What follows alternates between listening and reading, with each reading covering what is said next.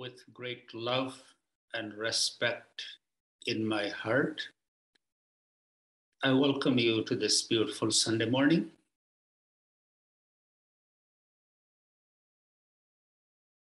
Before we begin, let's just take a moment to arrive, settle down.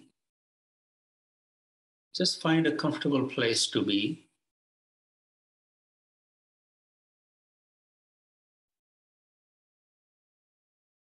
Pull your spine straight.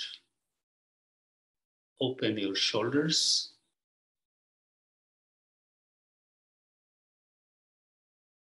Close your eyes.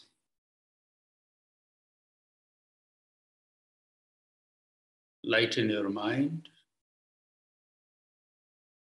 Invite that peace, calming, cooling sensation in your eyes.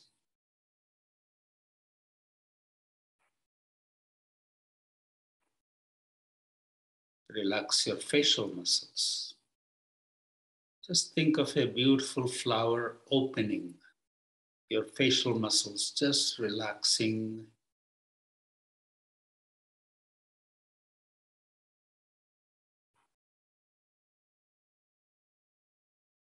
With your eyes closed, connect with that glow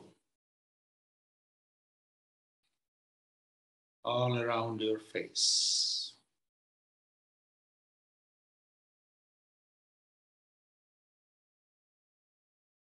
Relax your neck.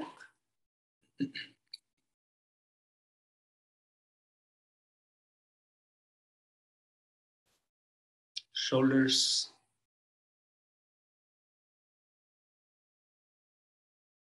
Spine. Soften the belly and get grounded. Connect with that grounding. You're totally grounded.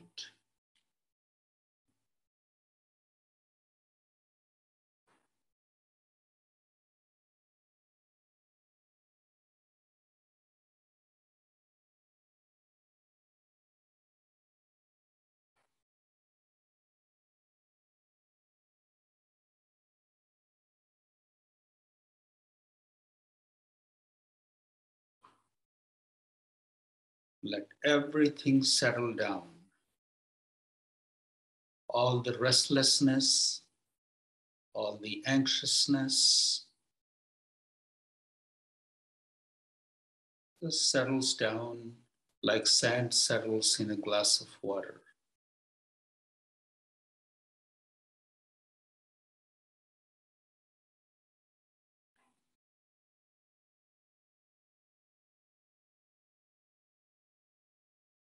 Imagine the breath rising from the navel towards your heart as you breathe in. As you breathe out, attention comes back to the navel.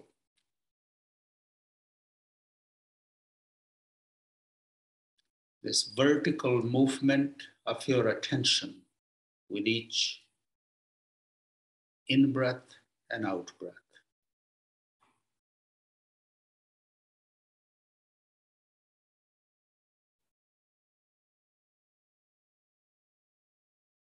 As the breath rises towards the heart, imagine a beautiful lotus unfolding in your heart. As the breath goes out, all the petals of the lotus coming close in the center.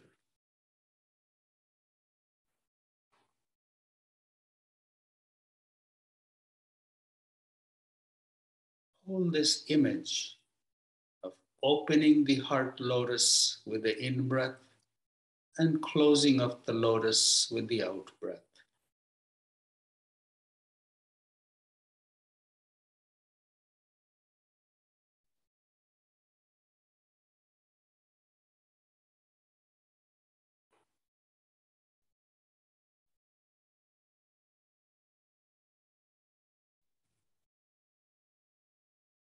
With the next breath, keep the lotus open.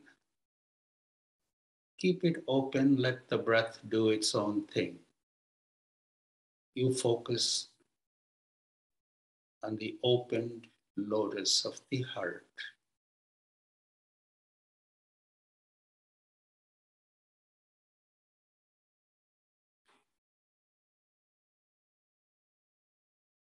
Each petal of the lotus is glistening in its perfection.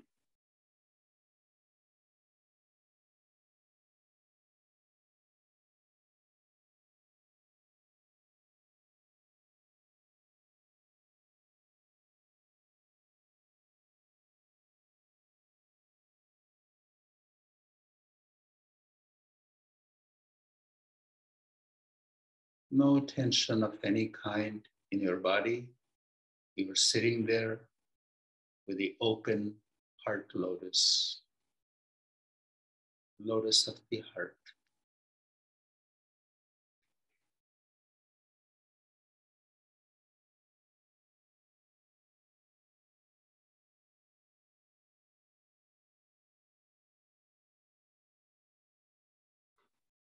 Then we shift our attention to the center of the forehead. Pause your breath for a moment and focus on the center of the forehead. Your eyes are still.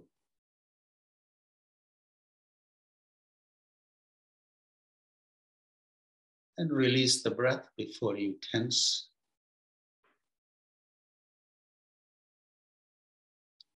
Pause the breath again. Let the mind rest in the center of the forehead. Get a glimpse of that bright light that appears in the center of the forehead. It's so white, it's almost blue.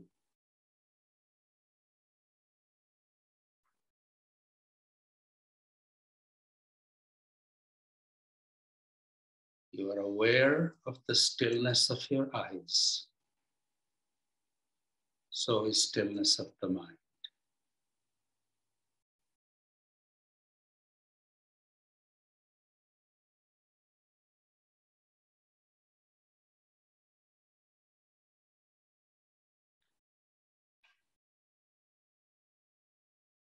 Whether you pause your breath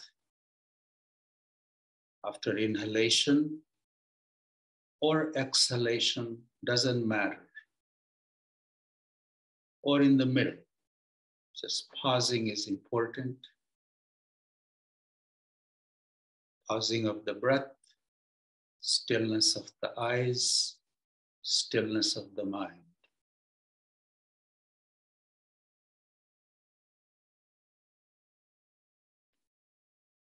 And then releasing the breath.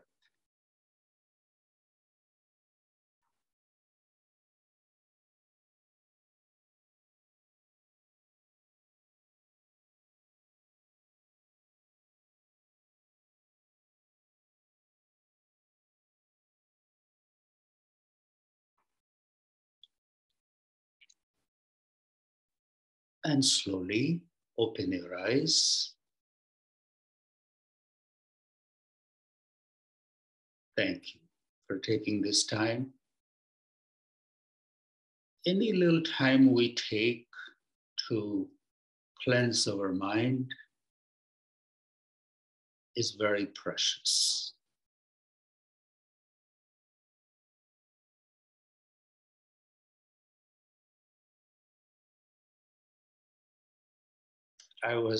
Before I came, I was just seeing who is here. It's beautiful to see people connected with the ashram and the teachings of the ashram scattered all over the world. We have a beautiful family. Small family, but beautiful family. And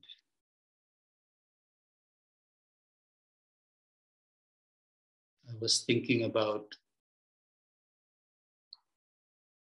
when Buddha came out of his meditation, 3 days and 3 nights of meditation.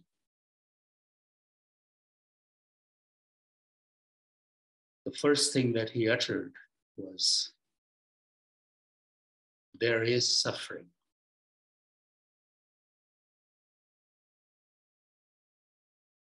Second, there is a way out of it.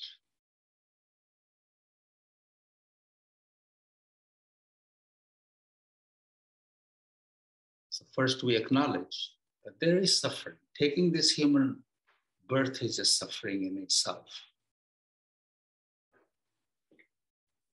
And actually in every tradition it's mentioned. Taking this birth, coming into this Martalok, the land of the mortals, suffering is bound to happen. Daihik, Daivik, Bhautik, bodily suffering, emotional suffering, physical suffering, material suffering.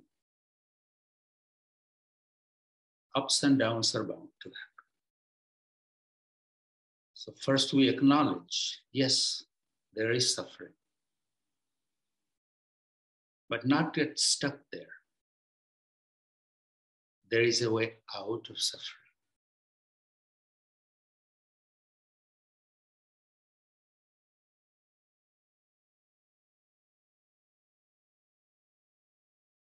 His monks will walk from village to village, spreading his message.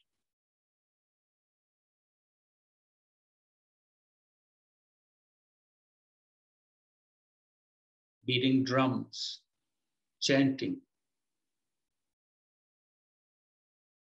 First was Buddham Sharanam Gacchami, Dhammam Sharanam Gacchami, Sangham Sharanam Gacchami. So first, Buddham Sharanam Gacchami. I come under the protection of Buddha.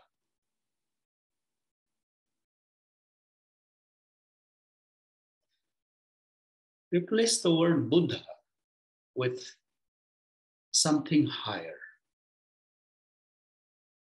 Means acknowledging something higher. That's the first thing one has to do to come out of suffering. Acknowledge that there is a presence higher than me. If you do not have that presence in your life, at least that you think that there is something higher, you're carrying so much load on your shoulders.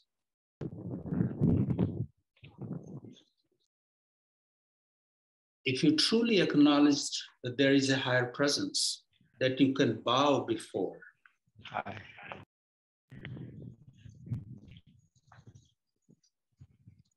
what happens once you bow?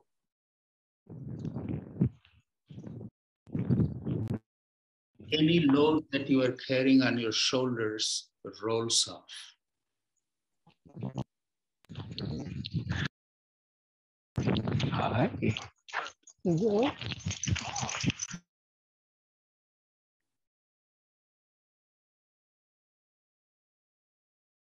Any load you're carrying on your shoulders rolls off.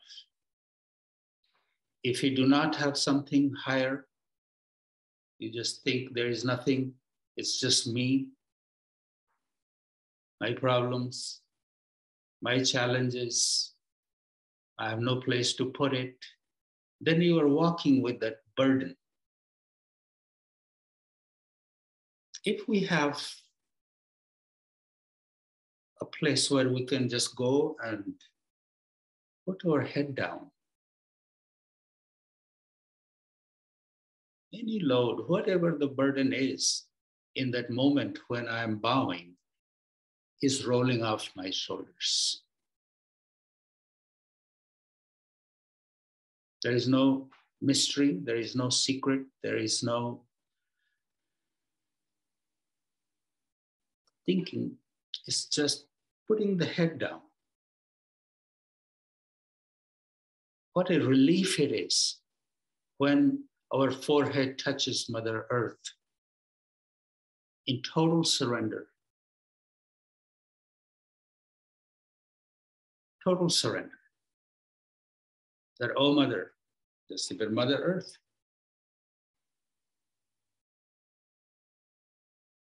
take this from me.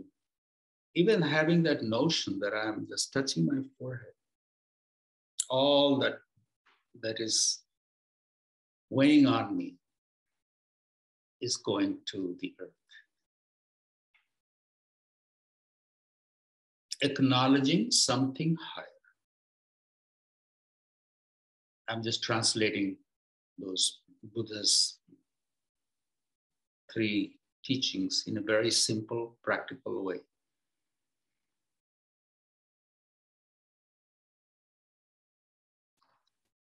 Second, Dhammam Sharanam Gacchami. I come under the protection of Dharma. The word Dharma, Dharma, comes from the root of the word is Dha. Dha means Dharan Karna, to wear. We are all born naked. Then we put on clothes. Depending on the kind of clothes, sometimes person is recognized. A policeman puts on his uniform. Everybody knows that's a policeman. And policeman also knows what are his duties and responsibilities.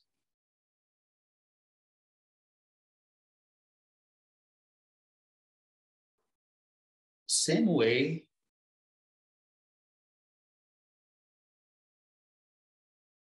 when we have come empty, and whatever we cover ourselves with,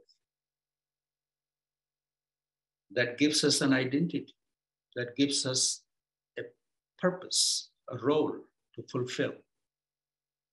We put on many hats in our life. Somewhere we are putting on the hat of a mother, father, sister, brother, friend, husband, wife, son, daughter, worker, boss, employee, many hats we put on. And each of those hats has a responsibility or way to be. What is the right way to be? That is the Dharma. So acknowledge something higher and also know what your Dharma is in any given situation, in any given place.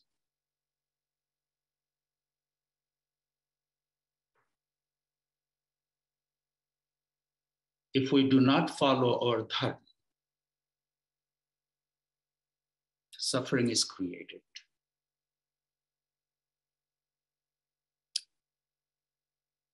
If I am putting on the hat of,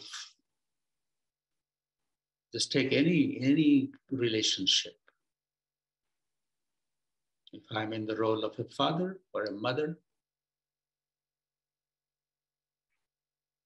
there is a certain way, certain principles of being the father and being the mother and what is expected of that relationship. If a father begins to act like a child, it won't work there. Father has to play the role of the father.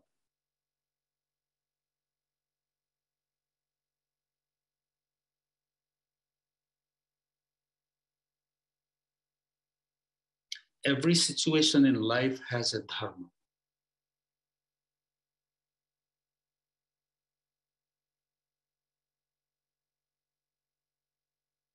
So Dhammam Sharanam Gacchami, bow to that Dharma.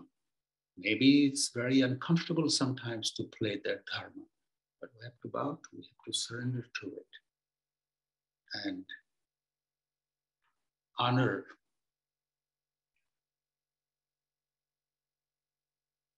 the requirement, even at the cost of my own comfort.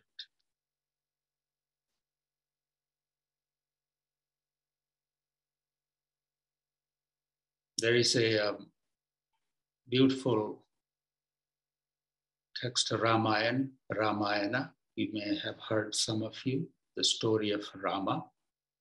Rama was the ideal human being. Ram was the God incarnate on the earth who lived an ideal life. So in India, for example, if people have to look at what is my dharma in this situation, they always look at Ram's. Ramayana is a story of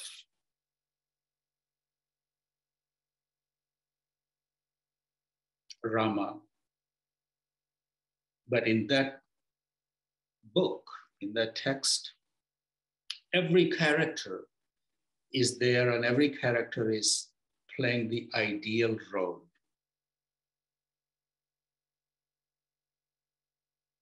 What is an ideal friend?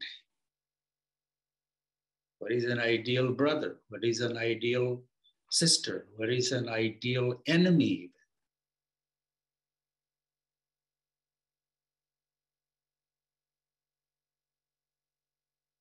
So knowing our dharma is also gets us out of that suffering. Third one is Sangham Sharanam Gacha. Come under the protection of Sangha. Sangha means a gathering of like-minded people. Like this, when I was looking at our gathering here, it is a Sangha.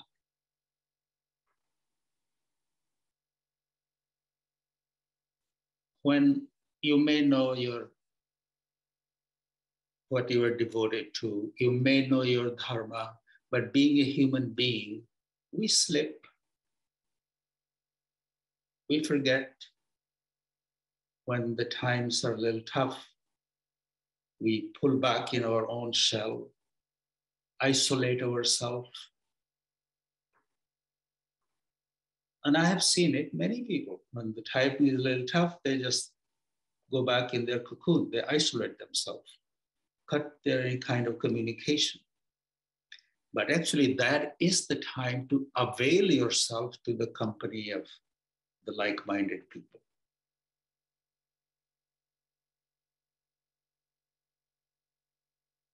Because what happens when I'm sleeping,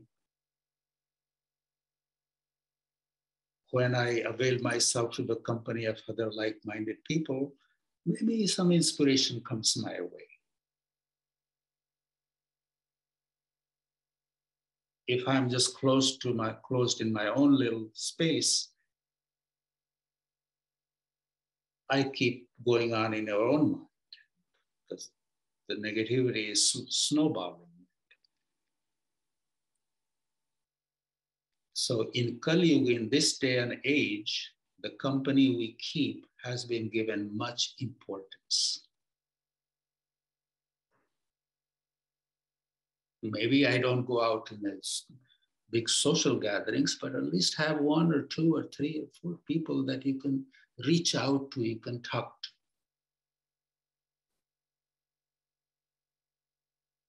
Sangha, Sangham Sharanam Gacchami. That in my weak moments, when I need a little support, my circle of friends or circle of Sangha, like-minded people, those who are practicing, is helpful.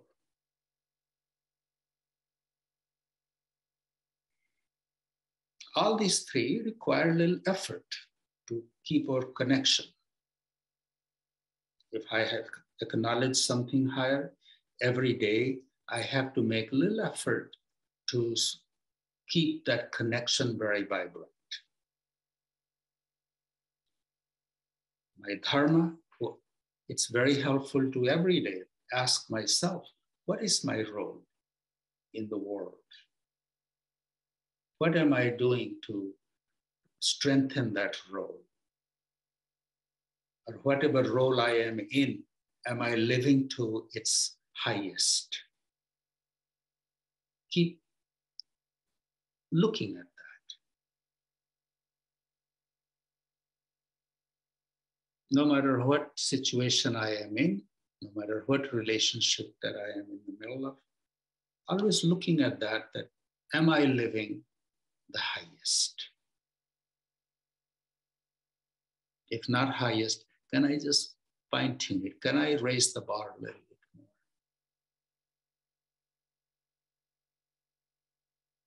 Sangam, what am I doing to be a part of a Sangha? Am I truly connected?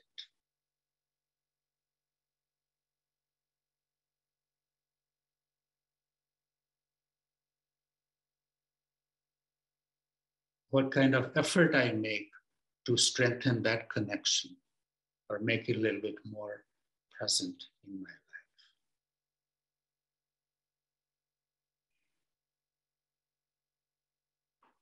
In this day and age with this technology, it's very easy to stay in your own environment and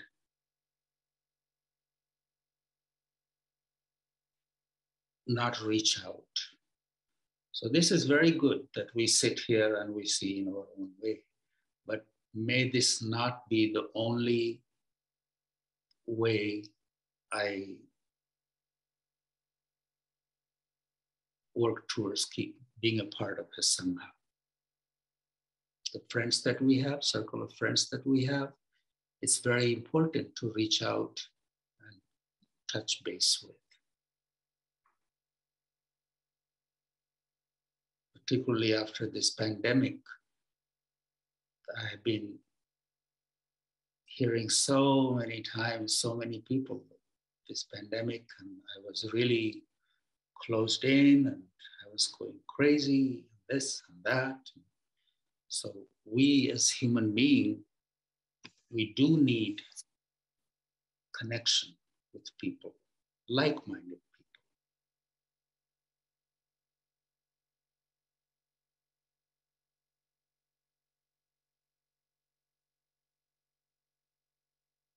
Anyway, I looked at you and that came to me. So there it is. Hopefully there was something in it for you.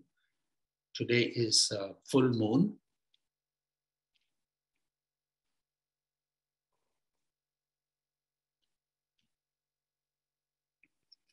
And the moon is going to go through an eclipse today too. Now, no matter where you are in our practice, it is very appropriate thing to do to sit and do your job, your mantra job during eclipse. If you do one mala, you get merit for doing 10 mala. So,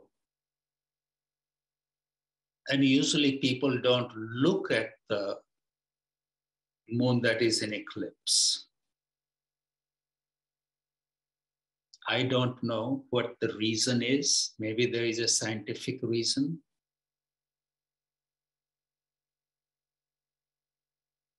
But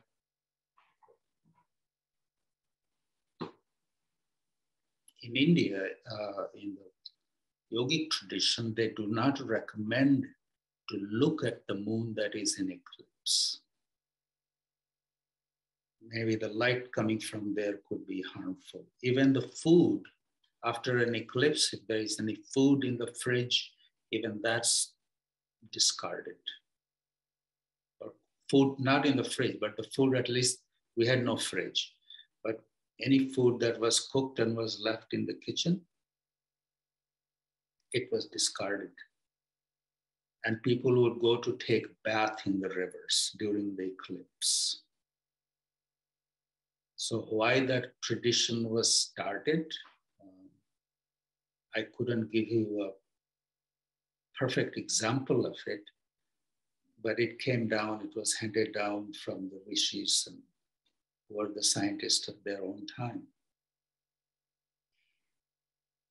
And the more I think about it, I think it's more like eclipse is a kind of death.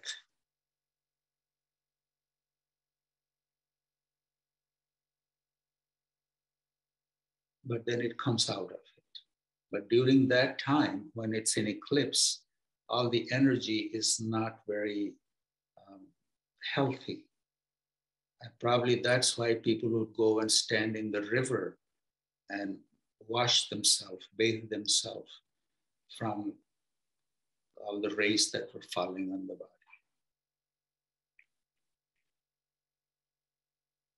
Now I'm telling you two things. People were sitting in the river, or they were doing havan.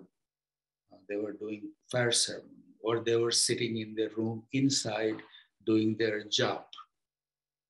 And probably that's why this is said that if you do one mala jap, you get 10 times merit of that.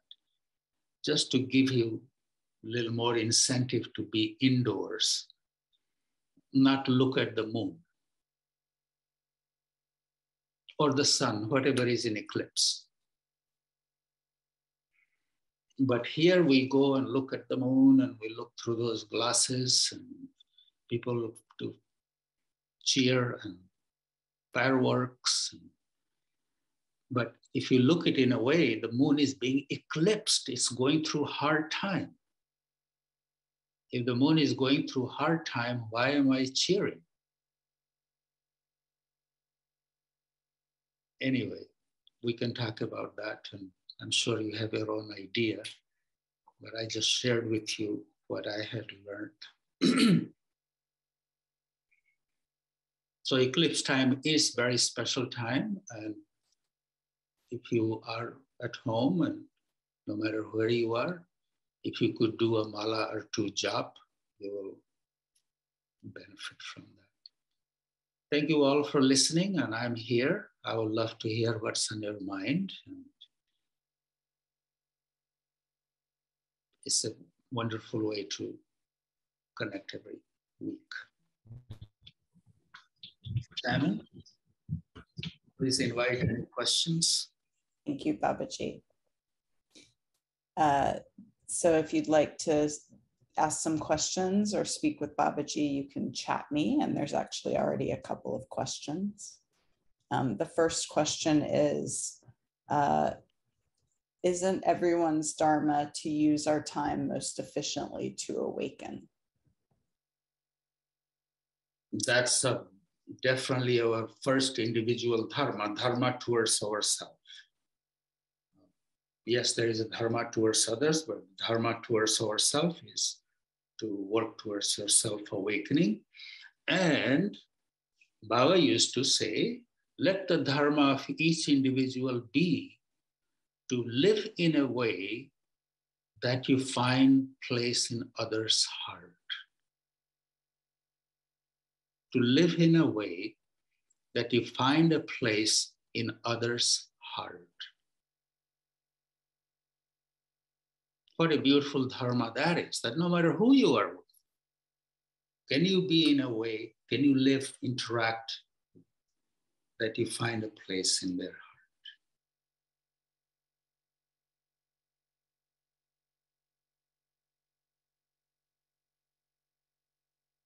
Sanjay, I see your hand up. Pranam Babaji.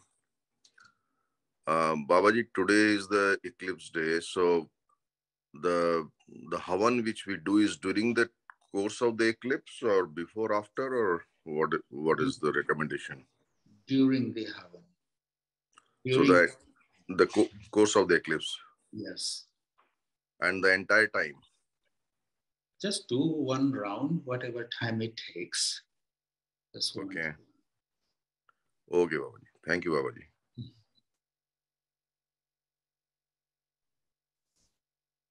The next question, Babaji, is how can we encourage a higher level of connection, Sangha, with our group of friends beyond gossip, politics, and small talk?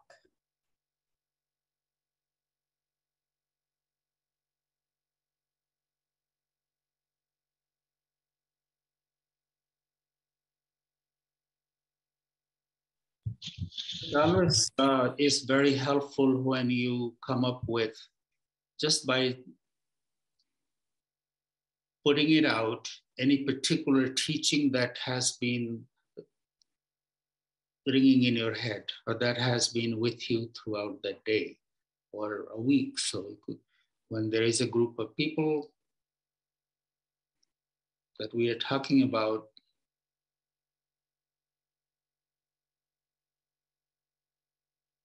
it's very helpful when we pull out from our memory whatever we have learned. Just like when I talk to you, I always bring up about what Baba said or Baba's teachings. So bringing out those that when Baba said this, then that really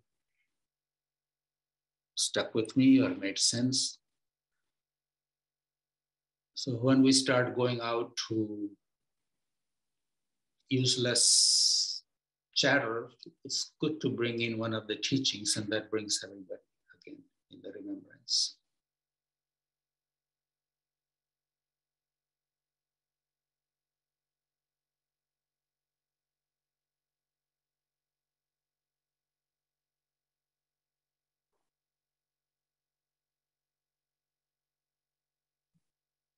There are many ways people do, they do book study and that, but I would rather recommend that in your daily conversations, pull out one of those things. Remember Baba said this, or Bhagaveshwar's teachings, or Sakar Baba's teachings. So as we bring those in our casual conversations, that's another way to stay connected.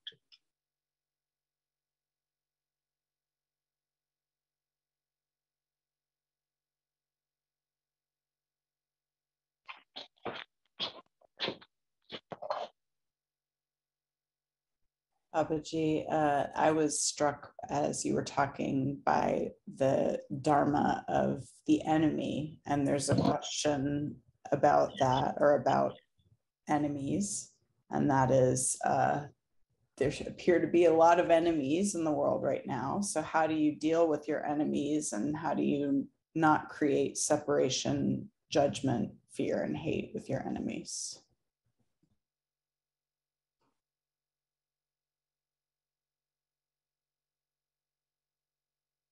Ravana was the greatest enemy of Ram. And he had abducted Ram's wife, Sita. And that's what caused the enmity between the two.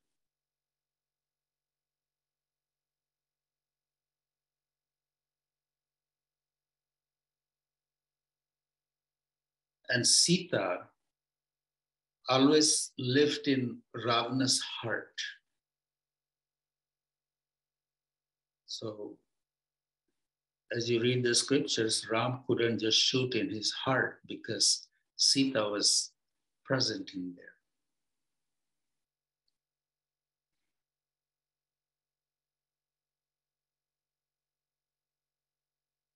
So no matter who our enemy is,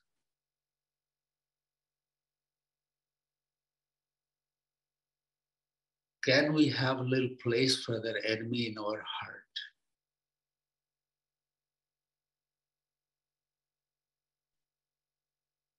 It is said, Hridaya Priti Moha Bachana Kathora, maintaining love in the heart, you say firm words, but never let the love in your heart ever diminish. Because one who is your enemy, today he or she is an enemy, could be your friend. Happened to us all, somebody that we is our friend turns into enemy someday, and someday some enemy that we see is on the wrong side turns into our friend. So we should never close our heart to someone forever. Never burn the bridge. So maintaining little place somewhere for the goodness of that person.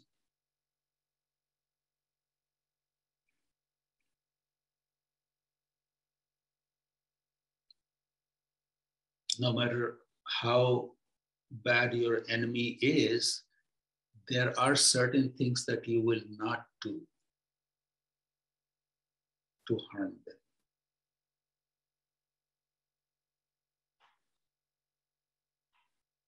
And we all have that discernment. So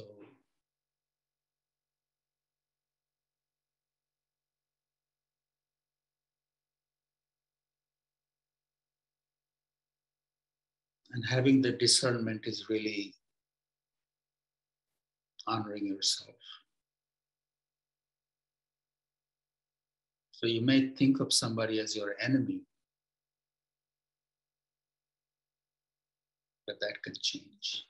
That's why it is important to leave a little space in your heart.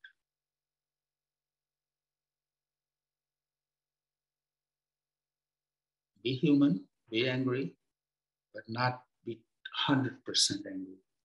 99 is good. Leave 1% there. Leave a little possibility.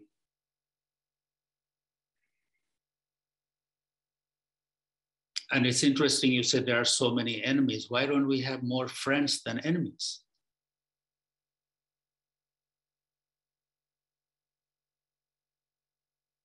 We have more friends. There may be fewer people that we are angry about, but when they have some goodness in them.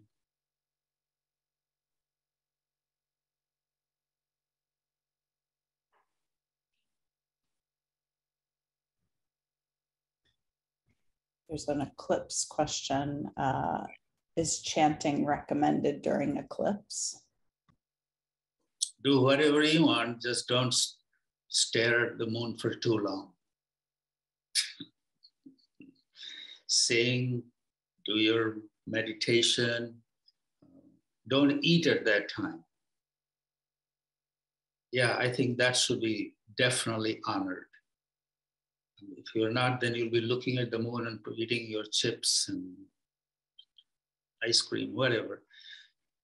Just while you're looking or around the eclipse is going on, please do not eat at that time. Just honor that. Because that energy at that time, the rays coming from the moon, from the sun, moon, are not very appropriate at that time. And that rays will fall on your food and the food will go in your body. So scientifically, I couldn't prove it, but our rishis have suggested it. So I just share that with you. That if you couldn't do anything, if you have to go out, fulfill your curiosity, so you could tell others, yeah, I looked at the moon. Just don't eat at that time.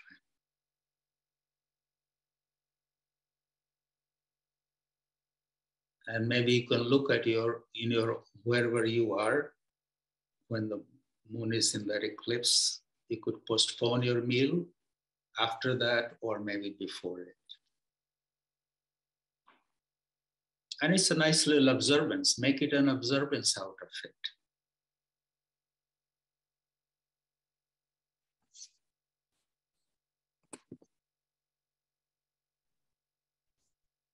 That's all the questions that are currently in the chat, Babaji. Beautiful. So thank you all for being here today, and let's just take a moment to be quiet. Close your eyes.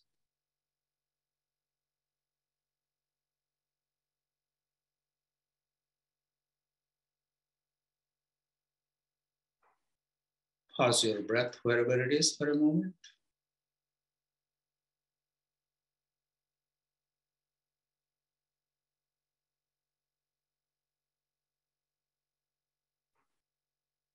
Release it.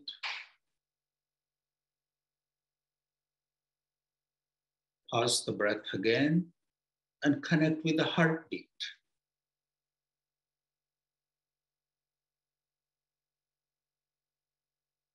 Feel the ripples of that heartbeat going through your whole being and beyond.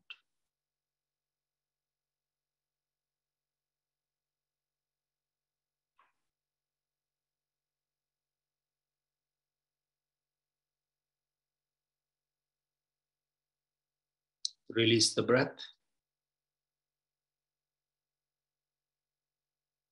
Again, pause the breath. Connect on the heart. Totally focus on the heartbeat.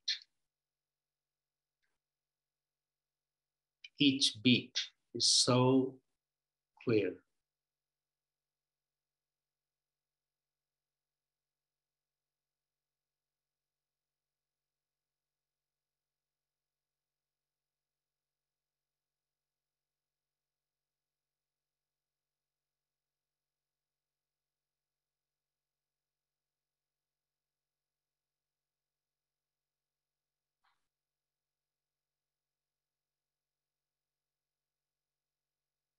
But a miracle is happening within us effortlessly.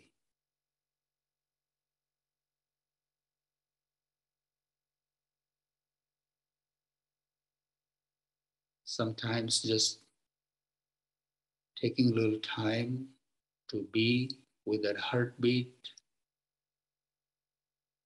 feeling, exploring, appreciating is such a beautiful way to spend our time.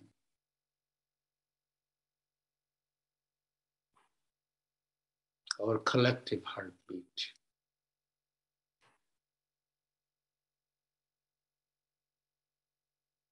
Thank you all very much for your being here. Please say hi to each other and I'll see you again.